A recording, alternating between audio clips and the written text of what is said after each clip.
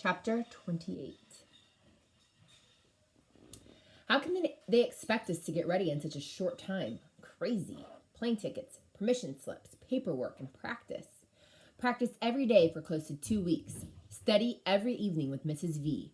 Words, cities, states, countries, capitals, oceans, rivers, colors, diseases, weathers, numbers, dates, animals, kings, queens, birds, insects, wars, presidents, planets, authors, generals, laws, quotations, measurements, equations, definitions. My head had been spinning nonstop with facts and figures, but I am ready now. Our team is ready. Mr. D kept his promise. The 6 highest scores from all our practice rounds were announced at the last practice session a few days ago. Of course, just like the other kids, I had been keeping a mental tally of everybody's points, so I was pretty sure I'd be one of the on-air contestants, not an alternate. Mr. Deming almost glowed with anticipation as he made the announcement. He paced nervously, a little more, and the man would be dancing. "Here we go," he said. "Feel like I need a drum roll or something." "Read the list, please," Connor shouted impatiently.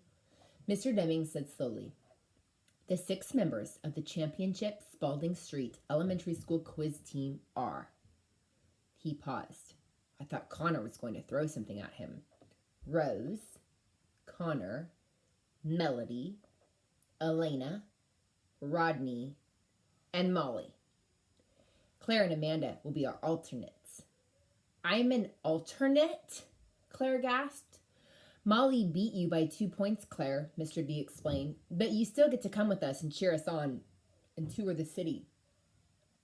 "But it was me who helped her study," Claire said, outrage in her voice. "That is so not fair."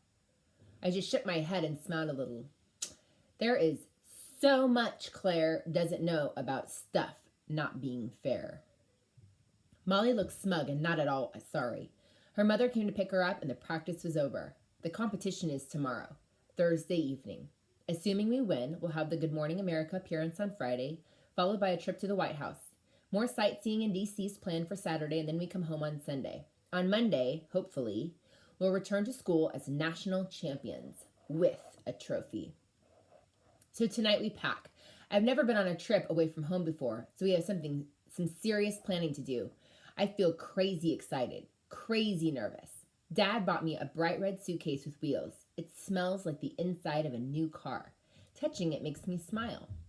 Mom and I went shopping yesterday, something we don't get to do much anymore. She let me choose a couple of new outfits, with jeans. None of those practical baggy sweatsuits for this trip. As we rolled down the mall, we passed the card shop. I had a brainstorm and tapped out on my board. "Go in. Get card, please." "For whom?" Mom asked as we wheeled in there. "Catherine," I typed, to thank her for helping me get ready. "How very grown up of you," Mom said, clearly pleased. "One for Mrs. V, too," I tapped out. "Absolutely." The card we found for Mrs. V could not have been more perfect. The front was completely covered with hundreds of oranges, except for one blue one in the middle. Inside it said, "You're 1 in a million. Thanks." "She'll love it," Mom said.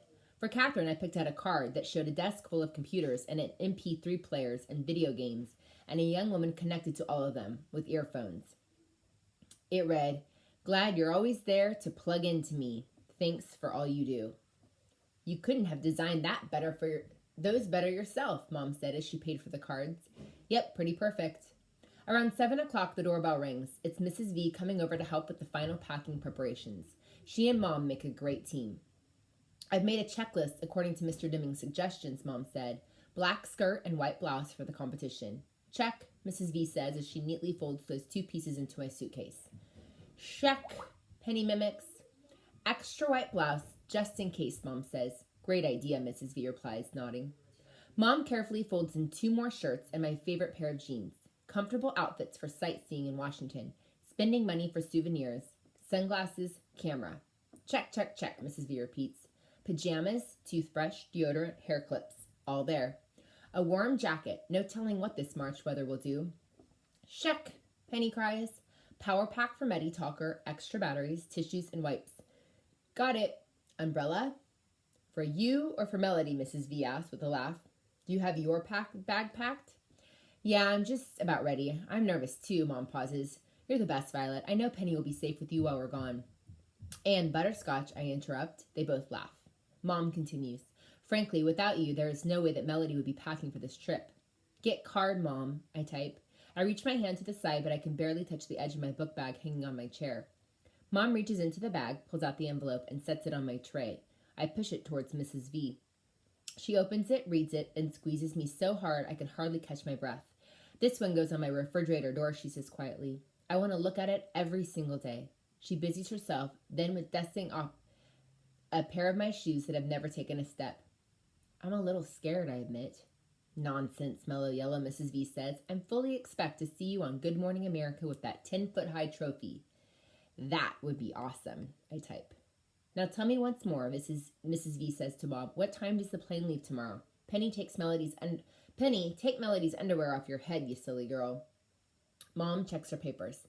Plane leaves at noon. That means we should leave here no later than 9, get to the airport by 10, get all checked in, make sure her wheelchair is properly taken care of and such, and then we can relax until it's time to board the plane. Mrs. V scratches her head.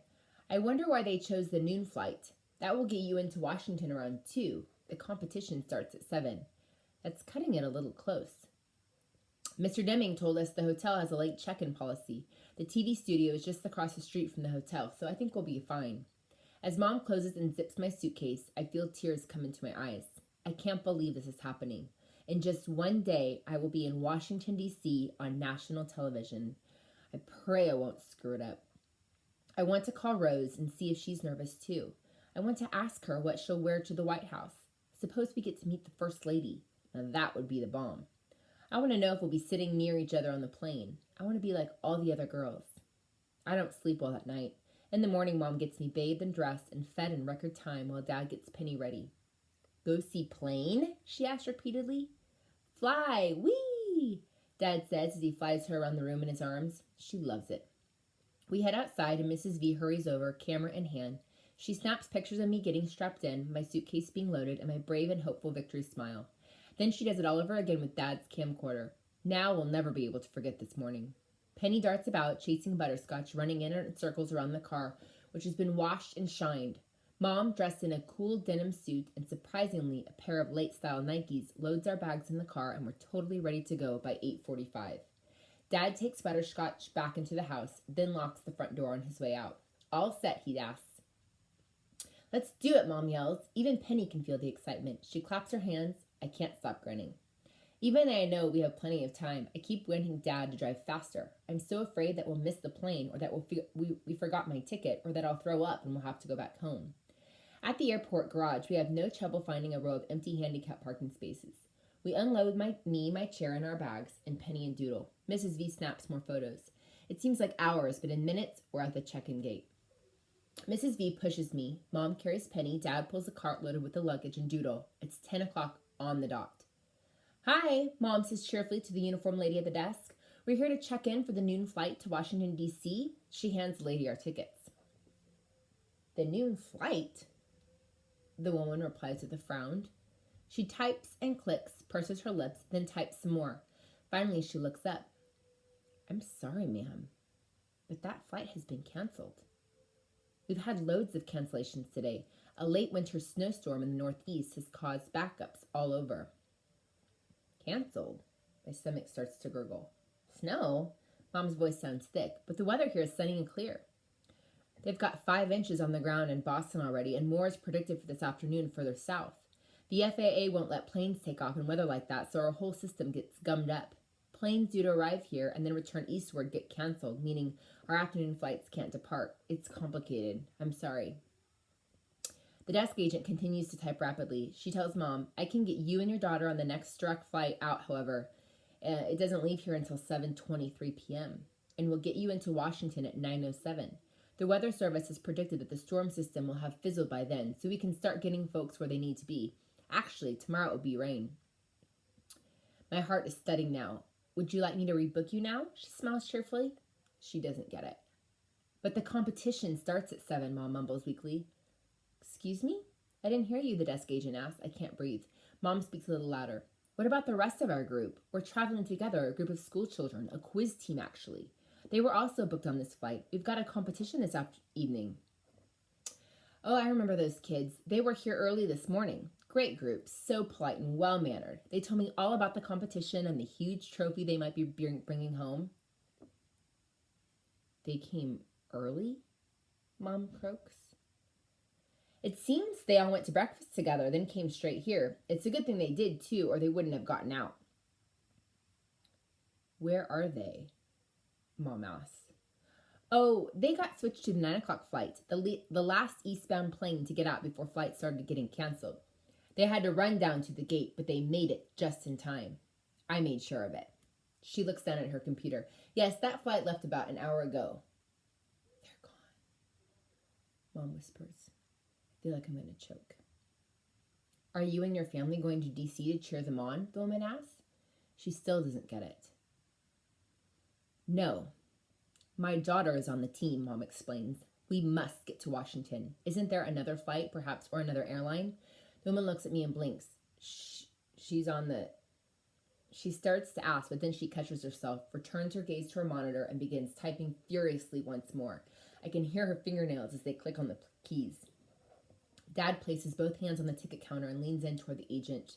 I've never seen him so angry. How could this happen? Shouldn't we have been notified that the flight was canceled? We try, sir, but it's not always possible, the lady replies, sounding truly sorry. We do always advise passengers to call ahead and check their flight status. But this was the trip of a lifetime. You can't possibly understand how important this is to my daughter. I squeeze my eyes shut. The stupid elevator music floats from the tinny airport speakers. I hear no beautiful colors. I smell no lovely aromas. All I can see is the darkness behind my eyeballs. I am really, really sorry, sir, the lady says. What about a connecting flight? We must get her to Washington this afternoon. The woman types and clicks for what seems like hours. Finally, she looks up. There are no other flights to D.C. on any other carrier, sir, non-stop or otherwise. The weather system has grounded everything. There will be nothing until later this evening. I am so, so sorry, she whispers. I open my eyes because they are filling with tears. Dad walks away from the ticket counter, his face scrunched into tight wrinkles. Then, without warning, he smashes his fist into the wall right next to where I'm sitting. I jerk my head up. I know that had to hurt. Ugh, I shouldn't have done that, he admits, holding one fist in the other. But if I could have smashed my fist against the wall, I would have as well. Mrs. V looks from Dad to me. I don't understand how this could have happened either, she says to Mom. Shouldn't someone from the quiz team have called you? Her voice could crush bricks. The teacher, perhaps? Maybe there wasn't time, Mom says helplessly. At least that's what I hope. Surely they wouldn't have left you behind on purpose. I still have not taken one deep breath. I really do apologize, ma'am, the gate agent friendly says. I've even checked airports in nearby cities. There are no flights out of the area until this evening. I have plenty of seats on our 7 o'clock flight if you'd like me to book you. No, thank you, Mom says quietly. It's too late. The entire airport feels like a vacuum to me. No sound, no voices, no air. Mom walks toward me, slowly. I sit there in my new blue and white outfit with new matching tennis shoes next to my new shiny red suitcase, feeling very, very stupid and angry. How could they do this to me? And helpless. I hate feeling like this, like when I was little and got stuck on my back like a stupid turtle. There was nothing I can do, nothing. How long does it take to drive to D.C., Mrs. V asks. I don't even look up. I know the answer. 10 hours at the very least, Dad replies, his voice soft. Go fly airplane, Penny asks. No fly today, Dad says, touching her gently on her head with his good hand. Mom rolls me over to a bench on the other side of the check-in area. She kneels down in front of me. She's crying. I don't think I'm ever going to breathe again. Mom hugs me. It's going to be okay, sweetie. You're still the best, the smartest, the most wonderful girl in the world. Somehow we are going to get over this. No, I won't. Mrs. V wipes her eyes as well. She sits on the bench and takes both my hands in hers. Oh, baby girl. I know this is hard, but there is just no way to get you to Washington. I just sit there. The morning started out like crystal, but the day has turned to broken glass. It's hard.